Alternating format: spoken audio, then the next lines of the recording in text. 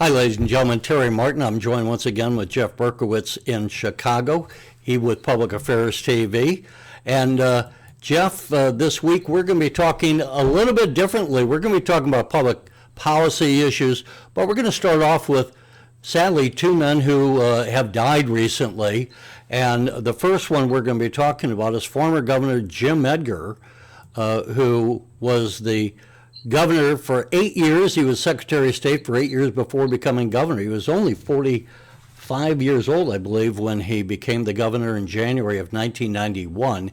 He died September 14th of cancer, and he was 79 years old. I'm going to show you a clip in a little bit, but before I do that, and I'll have more comments about the governor, Jeff, did you want to say anything as far as your recollections of the governor or impressions? Well, I think, Terry, Governor Jim Edgar, who you and I knew, you knew better, but I knew him pretty well too. I covered him a lot, actually more after he was governor than during. But the thing that comes to mind about Jim Edgar, he was so charming. He was so suave, so polished. People have this image of downstate these days from Darren Bailey. You can like Darren, you can not, but there's an image that Darren projects of downstate. Jim Edgar was not that. He projected an image of charming and thoughtful, and he was extremely popular from almost the beginning to when he left, from 1990, when he was elected in November of 1990, to when he left in early January of 1999. He was reelected in 1994, and Jeff, he carried 101 out of 102 counties, which means the people of Illinois thought Jim Edgar had done a pretty good job in his first term. Mike Madigan said he nicknamed him Governor No, because when Jim Edgar came into office, the state was almost bankrupt. They were really short of money, a great financial crisis. Hang on. And when he left office after 8 years, he left the state a $2.5 billion surplus. So, yes, being Governor No, the first term paid off because he got the state back on track financially. Look, two things. I think he beat the first female nominee for governor in the state of Illinois, Dawn Clark Netsch, and when he ran for re-election in 1994. And interesting, she was pushing a tax swap. We may or may not raise that later, but it was a big deal, and he was adamantly against it, and essentially he came out for it a year or two later. It didn't go anywhere, but that's kind of interesting. And the other thing is, he was extremely popular with conservatives. I always kind of wondered how so. He was pro-choice, which wasn't very popular with conservative Republicans, but mainly at that time and still is a pro-life party. And so what was the conservatives like? I guess it was that he was known as Dr. No because he was viewed as a fiscal conservative. Now, whether he was, we'll let the historians decide, but he was viewed by conservatives as a fiscal conservative, and really that was enough for them, I think, and so, but it made him so popular that when he left in early 1999, and it had come up a few years later when Republicans were looking for somebody to represent them and run for the U.S. Senate, they wanted Jim Edgar. They wanted Jim Edgar, whatever the year was, 2002, 2004, whatever, It probably didn't stop. He would have been a formidable candidate. I think he would have easily won a third term had he sought a third term for governor. But he decided not to do that. And he almost ran again for governor in 2006, and when Rod Blagojevich was going for re-election. So you mentioned, and I interviewed the governor on that. I don't have a clip from that. I'll show you a different clip. But he did. Okay. He said, I was in Colorado and I was being contacted. I thought about doing it. He goes, I thought I would be talked into running in 2006 again. He goes, but I was surprised when I talked to my friends when I got back to Illinois. They said, you've done your part. You don't have to take this on again. And he had already had a heart attack at one point when he was in office. So a tease. That was then. That was the 1990s. Just so if folks stay with us through the end of the show, they'll hear a little bit about the current nominees or the current people competing to be the nominee of the Illinois GOP. We'll talk about that, but I want to frame it with some of the issues, and we're going to get to that as well. Before, you were saying he was popular. Edgar was always proud of his hair, and I was going to say if I was doing a movie that needed to have a governor or president cast, I would have cast Jim Edgar. He was I think most people say, a pretty handsome guy for anyone who was in public office. Here he is when he was governor. He was considered to be a vice presidential running mate with Bob Dole for a while. He talked about that during our recent interview. And I asked him off the top if the governor was being asked or had a historian write a book about him in 50 years, what would he want the person to say? And in his answer here, just note that he shows just a little bit of his sense of humor when he talks on this. If in the future, if there was some historian writing a book on Jim Edgar, what would you want him to say about you that would be accurate and fair? Oh, accurate and fair? I had it all planned out, but it made accurate. You kind of threw me off. I can't say wonderful. I would hope, and I think it's, I felt like he was a good governor. He tried to do his job and to provide services for the people. Wasn't always right. Things didn't always work out. But overall, I think I would hope they would say that, he did a good job. People felt good about state government while he was in leadership, and that, he did his best.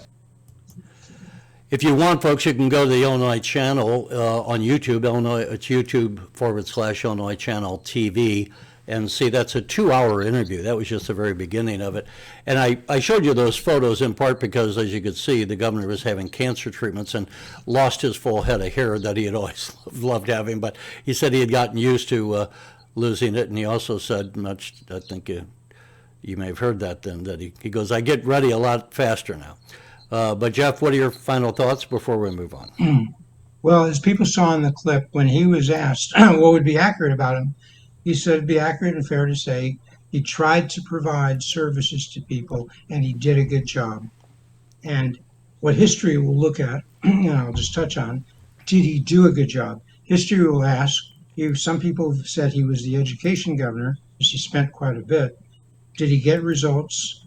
Did some of the problems we still have with our schools around the state of Illinois, 40% at best reading at grade level, was that happening in the 90s? Did you do anything? And then, of course, the pension issue known as the pension ramp. That's what historians will dissect. We don't have to do it on the show today. This is a show that honors certainly his style and his intent, and he's a good guy. The other thing I would say just before we close is that he was still a relatively young man. I think he was early 50s when he left the governorship. So he took a job with the University of Illinois and continued to talk on issues and educate people. He was serving on the Illinois Channel board when we started off, and he started the Edgar Fellows, which continues on. I know he is very proud of that, where he brings people in public service together from both sides of the aisle, and they spend like a week kind of comparing notes and hearing some lectures and things, maybe hearing parts of government that operate outside their area of expertise. So that's something that he was proud of. But with that, I'll close out. Let's move on to some of the other major stories. And sadly, Jeff, last week when you and I were taping our show, it was the very time out in Utah that Charlie Kirk was being assassinated while he was on a campus talking to young people, as he does for his Turning Point USA. Charlie Kirk started Turning Point when he was just 18 years of age. He was well read. He had written a number of books, and his whole argument, ironically, was that we should be talking to each other and work out our differences. I'm not going to always convince his idea. You're not always going to convince someone else, but you can at least listen to them and share ideas. And he said, when you quit talking, violence starts. So I say, ironically, that here he was in the very act of trying to do one of his college presentations where he has students come up and talk in microphones, and he responds to what they say when he was shot down by an assassin. Well, Terry, the thing about Charlie Kirk, his death and the shooting and the lead up to it, the run up to it, and the post, that has become a symbol for the divide in this country. And it's a symbol of what's ailing the Democratic Party more than the Republican Party. Because what's ailing the Democratic Party, oddly enough, since Trump is accused of being a hater, they have tremendous hate. Some people call it Trump derangement syndrome. Now, as you people know, I have my own criticisms of Donald Trump and his style, his personality, but I think journalists should make a strong effort on both sides to always give politicians, Republicans and Democrats, a fair hearing. Trump is not getting, and has not been getting, and Charlie Kirk did not get a fair hearing. And so much of that got so out of hand that in our midst, a guy who was, how old is he? 20 years old? 31. And you, 31 when he died. The shooter. 22 years old. 22-year-old guy had a tremendous amount of hate, and it was misreported by the media. The first thing the mainstream media did was within a day or two, and Kimmel did this, and he's going to pay for that. Jimmy Kimmel's show has been paused, probably never to come back. Because and I saw Wolf Blitzer try to defend this. You got to watch that, folks. Find it. You're saying he tried to defend Kimmel? Yeah, it wasn't so bad. It wasn't so bad. That was the best. And so, when Kimmel went after Trump because of something he said a day or two after, showing he wasn't mourning, he said it was like a child mourning a goldfish. It was so despicable. It was not comedy. And then they said, well, he wasn't really a commentator. Well, was that comedy? Look, if you want to be a comedian and you want to have satire, that's fine. But Kimmel had long ago left being a comedian, and somehow ABC did not wake up to this. Okay, finally they did. I mean, and the things that were said about Charlie Kirk. Okay, he was this and he was that and he was terrible. And many people, large number of folks, especially young people, I don't know, the number was like in the Democratic Party. Pew had something like this. I may be getting this off a little bit. Something like 50% almost said partially, it would be almost partially acceptable if he was killed. If he was killed. This is now the Democratic Party, folks. I didn't do the poll. It's really despicable, some of the ways so many people have acted. And, it's not just Jimmy Kimmel. There was just an article in the Springfield paper that someone within city government lost their job for what they were saying about the assassination of Charlie Kirk. There have been other people, around the country for the same reason. They've spoken up and lost their job for basically applauding his killing. It's just shameful. Terry, you know what it reminds me of? Jim Ryan running against Rod Blagojevich in 2002. I was at this debate at WTTW, and Rod said one of his outrageous things.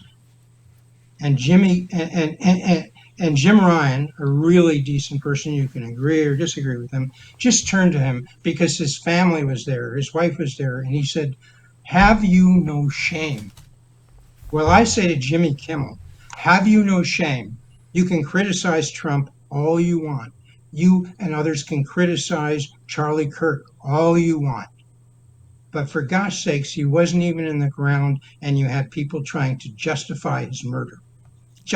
I would never try to justify, no matter how much I disagreed with any Democrat, if I did, I would never try to justify his murder. No, I mean, if you're at that point in life, you need to check yourself and check your humanity. This is no longer about legitimate political differences. It's sick. 31 years old he was, Charlie Kirk, well-read, became friends with the President of the United States, the Vice President of the United States. The Vice President, Vance, just said the other day, I probably wouldn't have been on the ticket if it hadn't been Charlie Kirk telling Donald Trump that he was the guy that he should pick. Both the President and Vice President will be attending his memorial service tomorrow, I believe. That's going to be happening out west, out in Arizona. And by the way, his wife Erica, who gave a phenomenal talk in her grief after his assassination.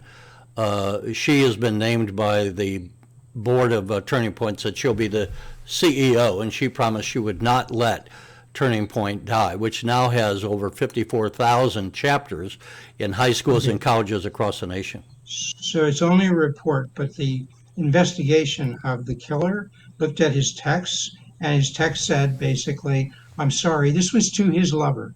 This was a male talking to his lover who was a male transitioning to be a woman. And he said, somebody tried to say, oh, this was just a romantic issue. No, he said to his lover, I'm sorry about this, but he deserved this. He was a hater. And at some point, you can't just deal with hate by negotiation. Implicitly, you have to kill the guy. That is the Democratic Party. When they want to say, oh, no, it's not the Democratic Party, then they ought to be condemning that yesterday and today and tomorrow. And I don't hear it. I don't hear it. And they want Republicans to condemn things that are wrong, and they're right to want that. But it's a two-way street. We need to have politicians in both parties who are decent and respectable. And when they're not, the media need to call them out. You know, Jeff, just this afternoon, we're taping this on September 18th on Thursday. Again, I believe the memorial service for Charlie Kirk is on Friday, I believe. But just this afternoon, Britt Hume, who's always been, I think, one of the more insightful commentators. He was an ABC White House correspondent for years. He's been with Fox News now for, I believe, about 20 years. He was talking about this issue and the violent rhetoric in the wake of the assassination. He spoke this afternoon with, on Fox News, and let's take a listen. And I would mark this, the attack on the murder of Charlie Kirk, as Trump derangement syndrome affecting these young people in Utah who either were involved in this, as the killer obviously or apparently was, and those who may have known about it as affected by that. And I think that the people on the left, of whom there are far too many, who have attacked him the way they have in the aftermath of his death, have made in political terms a terrible mistake. This is revolting to people to hear this and see this stuff. And I think it reflects badly on them, of course, but it also reflects badly on the party that represents them, and that would be the Democratic Party. So, Jeff, Britt Hume says the Democrats could really pay for that. And ironically, when we get to the midterm elections for Congress, we will have to see to what extent does this assassination and the way this has been handled by people like Jimmy Kimmel and some others, we'll have to see if that still lingers and has an impact on the midterm elections. Well, I would just say, as we transition to our third topic, which is the Illinois GOP Gov primary, that this issue we're talking about, we're going to test, and tests may come up sooner than you think, because there are basically, well, there are four candidates, but there really are two. I'll go through that quickly. So we'll start at the top and work our way down. Of what? Okay. Of the four GOP Gov candidates in the Illinois GOP primary for governor, four candidates. There are only really two. I'll explain that in a second. In my opinion, but we'll cover at least three or four. And starting at the top, there's the most recent entry to that race, which is Ted Dabrowski, with his running mate, Dr. Carrie Mendoza. We'll come back to them in a second. So that ticket is formed. That light Gov candidate ticket is formed. That's one ticket.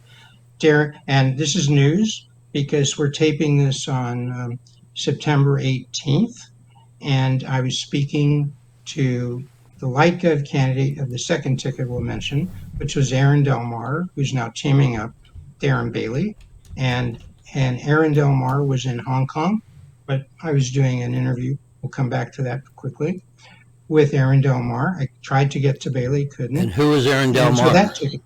Aaron Delmar, Cook County GOP chairman, circa 2012, recently, and now Cook County GOP chairman. He's about 45. He's a business guy. He said he was in Hong Kong. He's reported to have said, I didn't ask him about this, pursuing a business venture. He deals a lot, his business is arcade rentals. I think it deals mostly with setting up sporting and other events. And then, of course, he's teaming up with Darren Bailey, who people know because he ran in 2022 for governor. Let's run through who the candidates are, and then we can go back and fill in a bit, because people are going to So lose we've got track. those two tickets. We've got those two tickets. Let's go to the third, and that's James Mendrick, who's a sheriff from DuPage. He's got a running mate, Renteria, something like that. We won't go into that. Let me He's just a not second, well I'll known. pop in just so people can see. This is James Mendrick, the sheriff of DuPage County, as you just mentioned. And then we got Max Solomon. He's got a running mate. Max only got about 1% last time. Might do not much better. So Max, he's a nice guy. He's a smart guy, but I don't think he's going to have money or organization. And I don't think the sheriff's going to have much money. He started about 6 months ago with about 70,000 in his kitty, and he has now 100,000. To give you an idea, Dabrowski started about a week ago, and he's got in the last week or two $1.3 million. Let me bring You up need that that kind of photo money. of Ted there, just so people can get an idea of what Ted looks And like. better for him, he's got message because he's been working on these issues. He doesn't need a counselor, an advisor. Ted knows the issues of the state of Illinois backwards. And for those who forwards, don't know, who is Ted Dabrowski? he's president of WirePoints for the last 7 years, which deals with dissecting the issues of public policy that Illinois is facing, and more importantly, coming up with solutions. And the 7 years before, same thing, but for Illinois Policy Institute. And before that, Citibank, he was a banker. He was involved in Poland and helping Poland come into the modern world with an economic revolution as they got from out behind the Iron Curtain and into freedom and a free market and so forth. And who else? What other? Is that the end of the candidates? Well, just say his running mate is Dr. Carrie Mendoza. She's an ER. Ted's running mate. Ted's running mate is Dr. Carrie Mendoza. She is a accomplished person as an ER doctor, and that's her main thing. But she's also been involved in public policy, and I think she'll be talking about the same issues. I take it she's a Hispanic, or did she marry a Hispanic? I know who her husband is, because I know her husband is Miles Mendoza, and I know him, and so that name Mendoza comes from her husband. Whether she is or not, I don't know. But frankly, I think we spend too much time on pigmentation. I agree. And on other stuff. I think we ought to just go by resumes rather than gender or more color. More important than resumes, what are their positions on the issues, Right. and how would they fix the problems Right. of the state? And I think I know Ted Dabrowski, and I know a bit Carrie Mendoza. They can speak well. We know something about Bailey. People can talk to that. And we know something, or will know, about Aaron Delmar. And because of my view, let me just finish one thing. Go ahead. My view, the most important thing when you're running for politics is what I call MOM. M is for message, O is for organization, and M is for money. You can't be a serious, credible candidate unless you have a strong message, strong organization, and enough money to build those things and get them out. Ted's shown he's going to have a lot more than the 1.3 million he has. Bailey, he had a lot of money last time, but I don't know where he's getting it this time, not from the same places. And it looks like the sheriff can't get it. So that's why I say this race in the GOP primary for governor will be between Darren Bailey and Ted Dabrowski. We'll see. But that's my prediction. And it's 6 months away. Are there any other rumors that you've heard of other candidates jumping in the race? No, but let me just say, I didn't mention that Bailey and Aaron Del Mar have not announced, but here's the news. I was speaking to Aaron Del Mar. He told me they will announce on September 25, a week from tomorrow. Okay, and here's another bit And of news. where will On that be? September, Do we know? I don't know. It doesn't matter. They're announcing. Okay. For those who What does forget, matter this is Darren Bailey, just in case. Who was? But here's another little bit of news, break news on the show. September 27th, an event is being put together. I know the people putting them together, and there may be 400 or 500 people. There may be 1,000. We'll see. That's in Yorkville, which is part of Kendall County, so it's a Kendall County event. I'm predicting Ted Dabrowski will be there. It'll be 10 a.m. in the morning. I'm blanking on the name of the park in Yorkville, but starts 10 a.m., goes to 11 a.m. or so. And I'm predicting Darren Bailey will be there, Ted Dabrowski will be there, and they'll be talking, and we'll be finding out. This is the intersection between people paying tribute and respecting the memory of Charlie Kirk, and also getting into what do the two leading candidates now for governor, the Illinois GOP, have to say about that and the issues, and we'll find out September 27. You heard it here, Public Affairs, Jeff Berkowitz and Terry Martin. Yeah, Jeff, it's interesting, both in the congressional races I alluded to before and the governor's race, the issue of violence, as we just witnessed here with the assassination of Charlie Kirk, but it's also, what else are we talking about? The whole thing about Governor Pritzker and other Democrats in the state saying to the President of the United States, don't bring in, have the National Guard. And this issue of violence, law and order, I think is going to be very key. I didn't have time to get the taping, but Mayor Johnson of Chicago was just saying today, we got this under control, and he was alluding to earlier years, some going back to 74, when there were like 900 people being killed in Chicago in one year, and he's trying to, say that he's really brought it down, where this year we're going to have only like 500. But you look at what's been accomplished in Washington, D.C. There was a hearing on Capitol Hill today where the mayor of Washington, D.C., they were saying how the crime under what Trump did to help local authorities has dramatically reduced crime. And I think the governor, just as Britt Hume said about some of the things said about Charlie Kirk, I think the governor and some of the other Democrats who stood up and said, no, Trump, because they're always anti-Trump, I think they're going to maybe face paying it for this politically.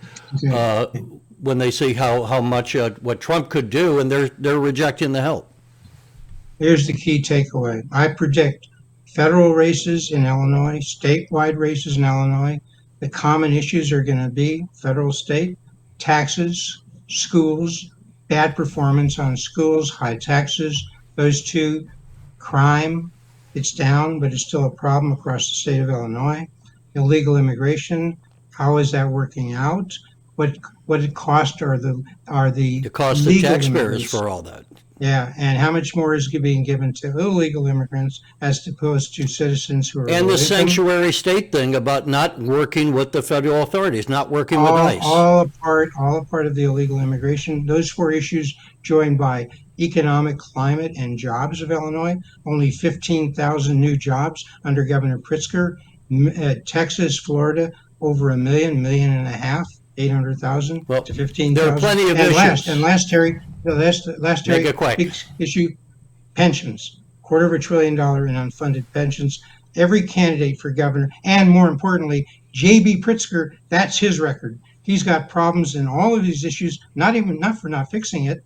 Come on, we'll give him a fair shake. What did he even There's try to do? There's plenty of issues here, and we're going to be hearing more about them. We're going to cover them as we go along. But our sympathies to Governor Edgar's family, and obviously to those who were friends of Charlie Kirk, who actually was raised in Illinois. So he was a native of Illinois to begin with. And also I want to say sympathies to the family of Porter McNeil, board chairman out in Quincy, a great guy who passed away also this week. Jeff, we're going to say goodbye. Until next time, folks, thanks for watching.